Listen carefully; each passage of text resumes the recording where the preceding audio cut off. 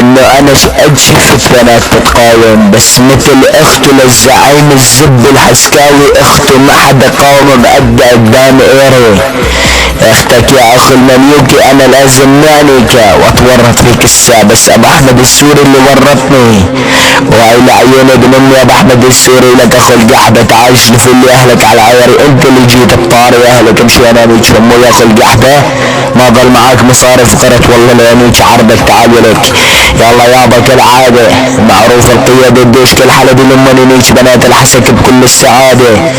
ابو احمد السوري نيك لك شهداء الحسك ويخليهم تحت عيري مثل البرد اخ القحبه يلا يستلم.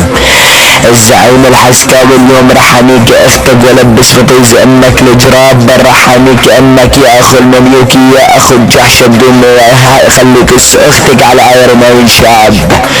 انا معروف لما اقلع طيز ابوك يا اخو المملوكي بلك شاطه خلي طيز امك تولول على عيري وتقول شنو عاد، تقول شنو هذا لانه ما بالضربات حمايه، خليك اختك تحت عرياصه شويه، خليك اختك يشوف المنايه.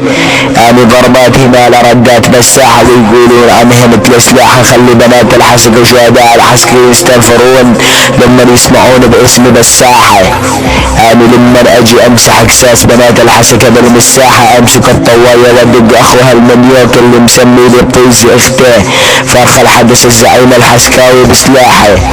شلون اختك يا اخو المملوك تجي تفحط علي وانا كنت رب الساحه، اختك ما كان لها صوت لما انا كنت الها بعد ما اعتزلت تصيرون زلم وتتكاثرون والله لانيك عرضكم مما كنتون تكونون. انا معروف يا اخو المملوك لما اسعد ما اخلي حد قدامي يكون. يلا ثبت لك اخو المملوك وما تعتبر انه قاعده بالسماء، الضرب كلياتهم وضرب اصحاب المريح.